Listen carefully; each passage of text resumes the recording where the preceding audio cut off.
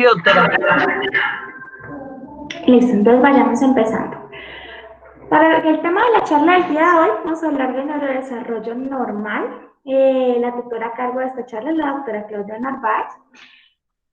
Definimos neurodesarrollo como el proceso por el que el sistema nervioso y como tal el cerebro como el órgano principal adquiere las funciones propias que le permiten hacer su trabajo. Empieza desde la gestación y termina en la edad adulta. Cuando hablamos de neurodesarrollo tenemos que dividir el proceso en 4 etapas principales. La primera, que es la etapa del neurodesarrollo anatómico, que abarca toda la vida uterina. Son los 9 meses del embarazo, en donde ocurre la creación de los elementos estructurales que van a conformar el sistema nervioso, como lo son las neuronas, la glía y los axones. A partir del nacimiento y hasta los 3 años, empieza lo que se conoce como la fase motora, que es donde se van a crear las redes neuronales que van a permitir las aptitudes motrices dentro del recién nacido. Esto lo que va a permitir es que el niño comience a ganar cada vez más independencia, sobre todo desde el punto de vista motor. Entre los 3 y los 10 años se van a desarrollar las redes cerebrales que van a permitir el dominio del lenguaje y la comprensión como tal del mundo, así como la estructuración de las ideas en el individuo. Y finalmente, entre los 10 años y la edad adulta, la parte de las conexiones neuronales se va a definir hacia la toma de decisiones, especializando circuitos nerviosos para crear patrones de pensamiento y los gustos que van a definir la personalidad de cada individuo. Y se conoce como el neurodesarrollo de la identidad. Entonces, empezando a hablar de lo que es la fase anatómica como tal, tenemos que hablar de cómo se genera el sistema nervioso desde el momento del desarrollo embriológico. Entonces encontramos que la primera aparición de las células nerviosas es a partir de aproximadamente el día 19 de la gestación, en donde las células comienzan a formarse en la capa superior del disco embrionario, pues, conformando lo que se conoce como la placa neural. En esta placa neural las células ya no se pueden dividir en otro tipo de células, sí o sí van a diferenciarse hacia células nerviosas, pero son células que todavía tienen una alta capacidad mitótica, diferente de las células nerviosas maduras, y no tienen ningún tipo de prolongaciones neuronales como lo son las dendritas y los axones, que son las que le dan la poralidad. En esta etapa es donde se va a conformar la multiplicación rápida de las precursoras de las células neuronales, que van a aumentar de número muy rápido y a rebasar los límites de la placa, lo que va a hacer que en la mitad de la placa se forme el llamado surco neural hacia los 23 días de gestación. Ese surco se va a ir haciendo cada vez más profundo, cerrándose hacia la parte superior, conformando lo que se conoce como el tubo neural a los 28 días de gestación. Y el tubo en las primeras semanas va a comenzar a crecer primero longitudinalmente, luego a engrosarse en unos puntos concretos formando las vesículas que posteriormente van a dar origen a los órganos principales del sistema nervioso central, esto es cerebro, cerebelo y puente. Se va a replegar a sí mismo para encajar dentro de la cavidad craneal y finalmente hacia las 12 semanas de gestación es cuando se van a esbozar claramente las principales divisiones del sistema nervioso central, lo que es el cerebro, cerebelo y el tronco encefálico. Para el segundo trimestre va a ocurrir lo que es la migración y la diferenciación de las células nerviosas. Estas células que van a seguir replicándose dentro de la parte del tubo neural ya cada vez a menos velocidad, porque comienzan a formar lo que son las prolongaciones axonales que limitan su capacidad mitótica, van a comenzar a migrar a partir de factores quimiotácticos hacia los sitios en donde van a terminar ubicándose finalmente cuando el desarrollo esté completo. Entonces se va a comenzar a formar lo que es la sustancia blanca, que son las comunicaciones axonales, y la sustancia gris con los cuerpos neuronales, ocurriendo lo que es la organogénesis del sistema nervioso central como tal. Ya tenemos las células, ya tenemos la migración, ya tenemos más o menos el esbozo de lo que va a ser el sistema nervioso central. Así que a partir del tercer trimestre lo que le ocurre es un aumento progresivo del volumen cerebral, que es dependiente de la creación de nuevas conexiones neuronales que van formando surcos, replegándose, formando las características de apariencia de surcos del cerebro como tal. Entonces nosotros podemos ver aquí en la gráfica, vemos que a lo último del tercer trimestre, en la semana 28, al iniciar el tercer trimestre, tenemos un esbozo apenas claro de lo que va a ser el cerebro, y eso se va aumentando la capacidad el número de repliegues y el volumen va aumentando progresivamente para llegar a su configuración final hacia la semana 40. Se van formando, aparte se van formando las primeras capas de mielina dentro de las primeras conexiones neuronales y ese proceso finalmente va a terminar en la adolescencia. Ya como tal, terminando la fase anatómica, encontramos al recién nacido, que a partir de este momento el examen neurológico completo debe abarcar varios ejes que nos hablen no solamente de la capacidad motora del individuo, sino que también tienen que evaluar lo que es la parte sensitiva, la comprensión y la comunicación del lenguaje y lo que es el desarrollo de las habilidades sociales. En el recién nacido, el examen neurológico completo se basa principalmente en dos ejes principales. Primero, la observación, en donde vamos a encontrar a describir la configuración craneoencefálica, intentando encontrar rasgos dismórficos o presencia de otro tipo de deformaciones y anomalías congénitas.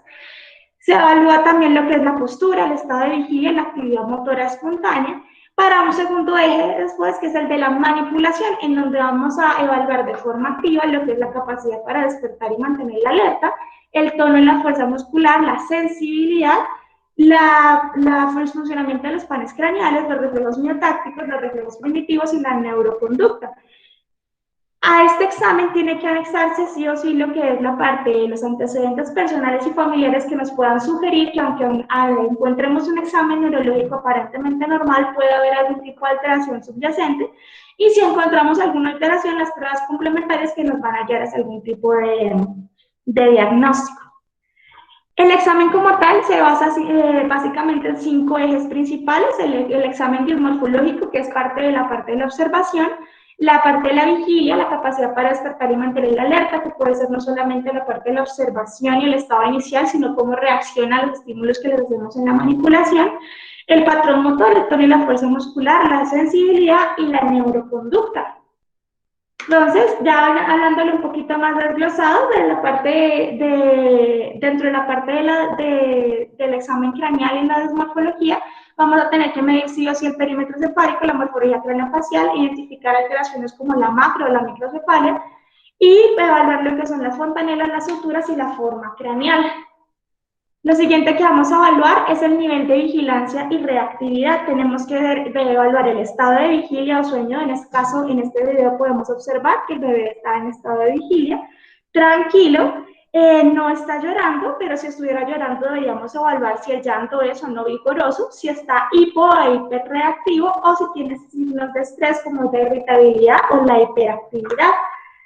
La segunda parte, tenemos que evaluar la parte de la sensibilidad. En este examen podemos ver que estamos evaluando la sensibilidad a la luz.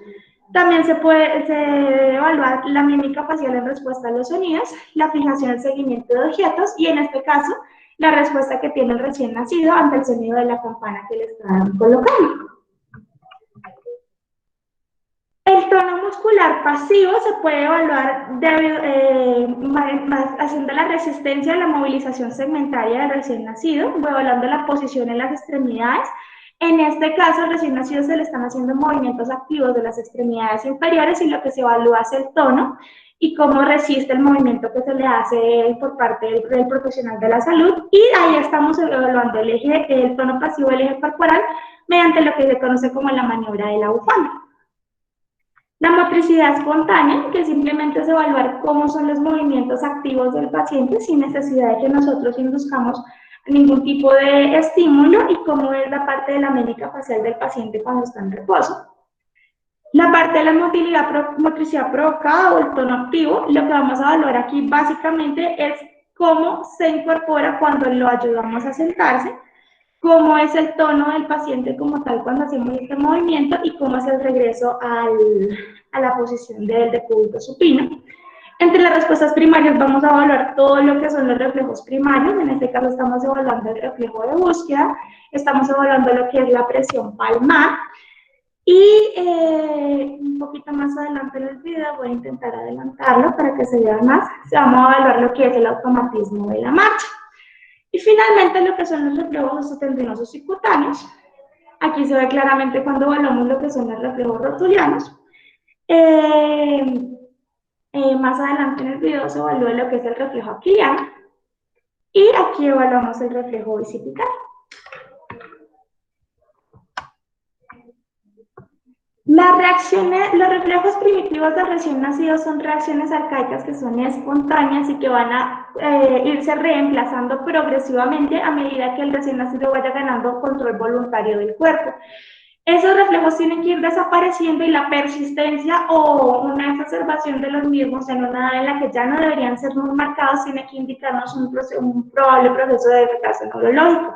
Entonces, el reflejo del automatismo de la marcha tiene que desaparecer aproximadamente entre los 1 y los 2 meses. La flexión sinérgica tónica de los miembros superiores tiene que desaparecer entre los 3 y los 4 meses. Entre los 4 y los 5 meses tiene que desaparecer por completo el reflejo del moro, la presión palmar más o menos antes de los 6 meses, la presión plantar antes de los 15 meses y lo que es la simetría, la flexión del cuello y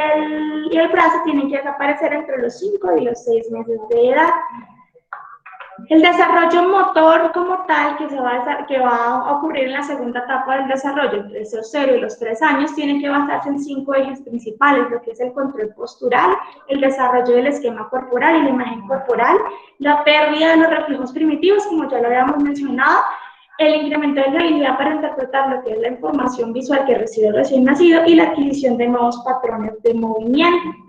Entonces, esto se separa, por supuesto, en grupos etarios al primer mes. Dentro del punto de vista del motor grueso, el recién nacido tiene que estar habitualmente en hipertonía flexora, pero cuando llega hacia el primer mes va a ir progresivamente aumentando hacia el predominio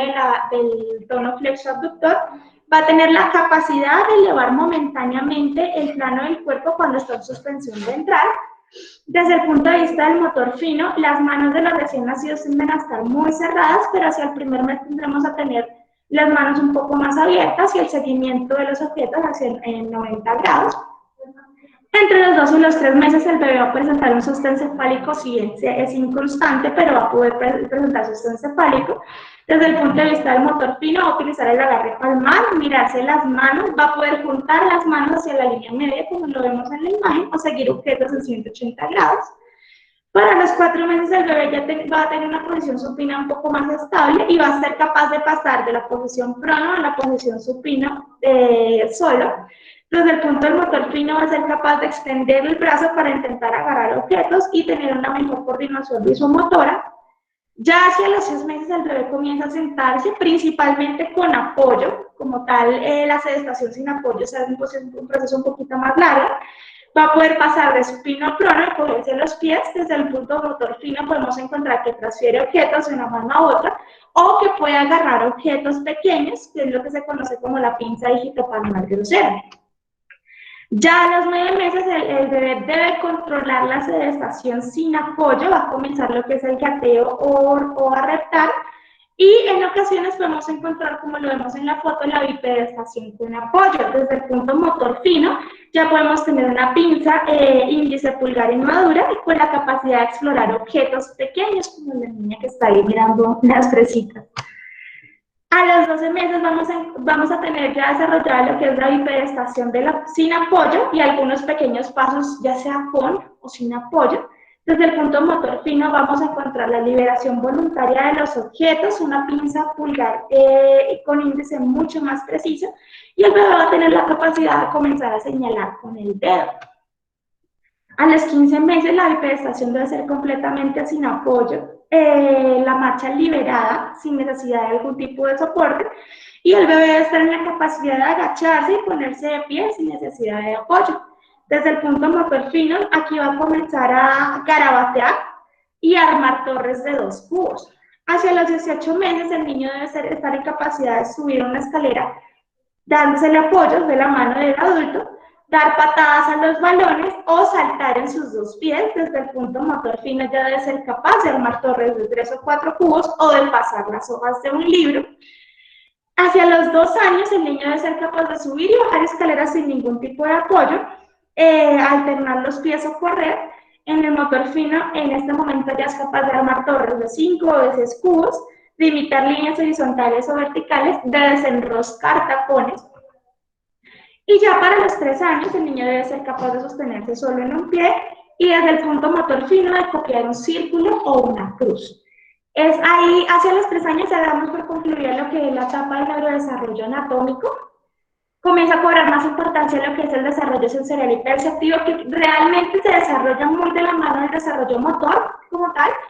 y ya a partir de ahí comienza a desarrollarse más del lenguaje, pero que es, es algo, como ya les explicaba, que el examen tiene que ser multifactorial, tenemos que evaluar todo, a pesar de que están descritas las etapas, se tienen que evaluar todos los elementos en todas las etapas del infante como tal. Y para el desarrollo sensorial y perceptivo, se van eso depende de dominios cerebrales específicos relacionados con lo que es el desarrollo del gusto, de la vista, del tacto, de la audición. Aquí nos vamos a centrar principalmente en visión-audición, la visión que es muy limitada al momento del nacimiento, precisamente debido a la inmadurez de los músculos ciliares. Eso se va a ir desarrollando en los primeros meses del recién nacido, y la audición que realmente se desarrolla de forma muy temprana y que les permite percibir sonidos incluso antes del parto.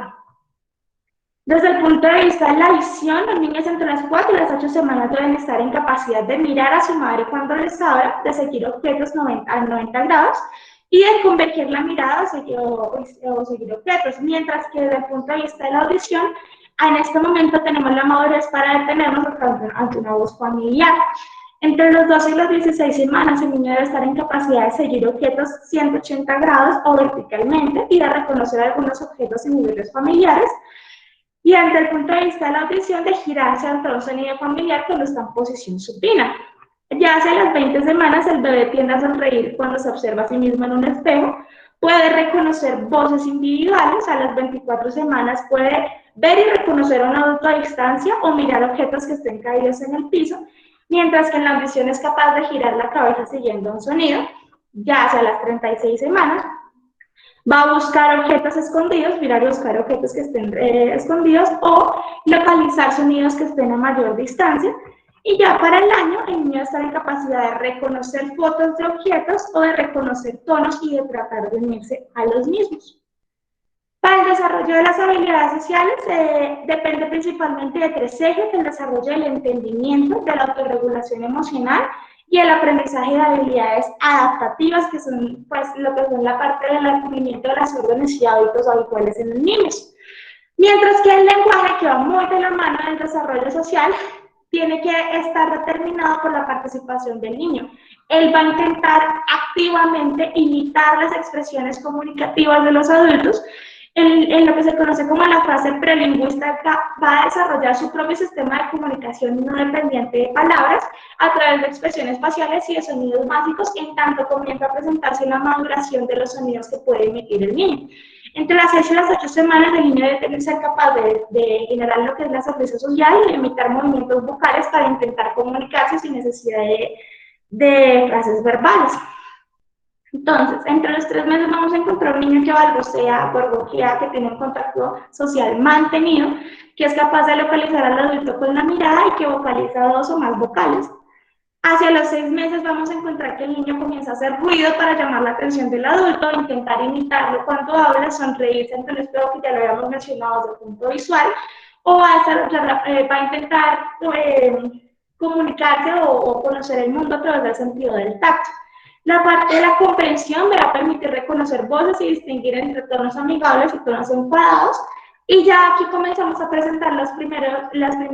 articulaciones de balbuceo monosilábico e intentar atraer la atención con sonido. Ya hacia los 9 meses vamos a encontrar un niño que puede responder a una orden de los padres, que comienza a hacer imitación de gestos, que comprende y toma parte de los juegos repetitivos con anticipación y comienza a sentir ansiedad y a llorar ante la presencia de extraños. Desde el punto de vista de la comprensión, es un niño que es capaz de detener la actividad ante una orden de no o reconocer su propio nombre. Y desde el lenguaje vamos a tener una mayor amplitud de vocales y consonantes con unos sonidos que son limitados, con algún bisílabo que no referencial. ¿Eso qué quiere decir? Que emite sonidos bisilábicos que no necesariamente están relacionados con lo que realmente quiere expresar. A los 12 meses encontramos niños que ya comienzan a presentar ansiedad de reparación, que pueden señalar objetos con facilidad y comienzan a presentar el pensamiento simbólico,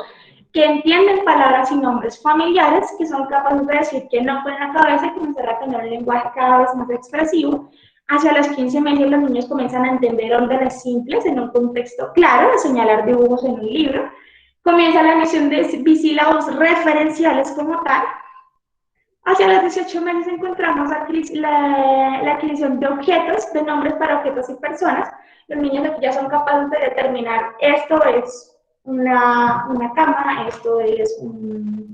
una casita, cosas muy sencillas, pero comenzar a nombrar los objetos que conocen o a relacionar las acciones con la resolución de los problemas. De nivel de comprensión vamos a comenzar a presentar lo que se llama el juego propositivo y en el lenguaje vamos a comenzar a pronunciar ya entre 10 y 15 palabras con algunas frases cortas de no más de 2 palabras. Para las escalas de valoración, el punto de una escala de evaluación o escala de cribado desde el punto de vista del neurodesarrollo es que sea consistente, que sea válida, que sea simple, que sea fácil de interpretar, que tenga una alta sensibilidad y especificidad, como cualquier otro tipo de test. Hay varias que están desarrolladas como escalas de tamización de alteraciones en el neurodesarrollo, como lo son la Emmett Development Screening Test, las tablas de Levano-Haisea, que son más aplicadas a la población hispana, o las nuevas tablas Ages and Stages, que son aplicadas en Estados Unidos, pero que tienen un test validado en la lengua castellana. Eso se utiliza, lo que valoran principalmente es lo que es las habilidades de comunicación, motricidad fina, motricidad gruesa, la capacidad de resolución de problemas y la parte del aspecto socioindividual de los niños hasta los 5 años. Esas son las escalas como tal, son larguitas de hacer, personas que están validadas, sin embargo tenemos otras que son un poco más rápidas, un poco más fáciles de realizar, que se pueden utilizar dentro de la práctica diaria, como lo son la Brunet Lenglen, las escalas, las Basic Scales of Infant Development o la Gesell Developmental Schedule, que lo que hace básicamente es evaluar las áreas motriz, como la postura, la locomoción y la aprensión, el área adaptativa, que es la capacidad de permitir elementos significativos en una situación y de servirse de experiencias presentes y pasadas para adaptarse a las experiencias nuevas, el área verbal y el área personal social. Entonces, como tal, son escalas que son un poco más sencillas de reutilizar, que comienzan a hacerse parte del examen rutinario del niño y que incluso nosotros a veces pasamos de alto como una escala como tal y lo volvemos parte del examen normal. Recordar que estas escalas como tal no reemplazan una exploración neurológica, son complementos del examen neurológico, lo que quiere decir que a niños hay que examinarlo y a una parte les puede aplicar las escalas para intentar evaluar alguna alteración del neurodesarrollo. Dentro de los factores de riesgo que podemos tener para desarrollar alteraciones del neurodesarrollo, la mayoría están relacionadas con la etapa anatómica del neurodesarrollo, que es como tal la etapa más delicada de la formación del sistema nervioso. Lo que son factores prenatales como el uso de alcohol, las drogas durante el embarazo, la presencia de infecciones virales durante la gestación o de alteraciones genéticas, factores perinatales como la prematuridad, el bajo peso al nacer o complicaciones obstétricas, factores neonatales como son la encefalopatía neonatal, las infecciones, la hiperbilirrubinemia severa, y ya factores ya postnatales en niños un poco más grandecitos, el daño ya sea accidental o intencional, nunca descartar maltrato en un niño que comienza a presentar lesiones en el sistema nervioso que no sean fáciles de explicar, la meningitis, la encefalitis, la exposición a tóxicos o la epilepsia severa. Cuando nos encontramos ante un examen neurológico normal, tenemos dos opciones clásicas. La primera, hablar de un retraso del desarrollo, que nos habla de un patrón de adquisición normal, sin embargo lento, dentro de lo que nosotros esperamos en los niños. O sea, alcanza a llegar hacia, más allá de lo que son las edades normales de adquisición, pero las habilidades de todos modos se adquieren en el orden que son, de forma normal, sin ningún otro tipo de alteración asociada, o hablamos de alteración del desarrollo cuando hay un patrón anormal de la adquisición de habilidades. Para eso tenemos algunos signos de alarma ante el examen neurológico que nos deben hacer sospechar que estamos ante una alteración como tal. Al primer mes, un niño que esté irritable de forma constante, que tenga trastornos de la succión, que no sea capaz de fijar la mirada ni siquiera por espacios de tiempo cortos, o que no reaccione ante los ruidos. A los 2 meses, los niños que persisten irritables, que tienen un sobresalto exagerado ante el ruido, o que presentan abducción del pulgar sobre el resto de las manos, especialmente si les cuesta abrir la mano. Los niños hacia los 3 meses que no presenten una sonrisa social, que tengan esa asimetría en las habilidades de las manos o una lateralidad precoz, que no sigan con la mirada o no tengan respuesta a los sonidos. Entre los 4 meses que no presenten un sostén cefálico, que tengan una pasividad excesiva, las manos que tiendan a estar cerradas, recordemos que ya en este momento las manos deberían tender más a permanecer abiertas, que no emitan risas sonoras, que tengan hipertonía en la parte de los abductores con un ángulo inferior a 90 grados o que no se orienten hacia la voz. Ya a los 6 meses, pacientes que persistan con un tono muy marcado de hipertonía, sobre todo en las extremidades, o hipotonía en el cuello o en el tronco, que ya debería tener un adecuado control del tronco y del cuello. Que no se roten sobre sí mismos, que tengan persistencia del moro, que no vayan iniciando la sedestación con apoyo, que tengan la cifosis dorsal muy marcada, lo que nos puede indicar debilidad de los músculos de la parte de la espalda, que tengan ausencia de presión voluntaria o que no balbuceen y hagan gorgoritos. Hacia los 9 meses, pues, los niños que no se desplacen de forma autónoma, ya sea retando, ya sea gateando, ya sea en bipedestación con apoyo, que tengan hipotonía en la parte del tronco, que no sean capaces de sentarse por su cuenta, que tengan ausencia en la transferencia de objetos contralateral o que no emitan bisílabos. Hacia los 12 meses, niños que no puedan levantarse, si sea con apoyo, que tengan grandes reflejos anormales o signos de piramidalismo, que no reconozcan su nombre o que aparentemente no entiendan lo que se les dice, que parece que no escuchan.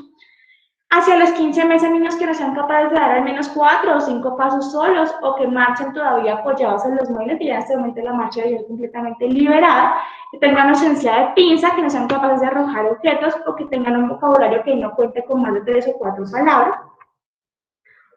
Hacia los 18 meses, niños que no sean capaces de subir escaleras, que no tengan un vocabulario que tenga entre 7 y 10 palabras, que no sean capaces de conocer las partes de su propio cuerpo o de garabatear de forma espontánea,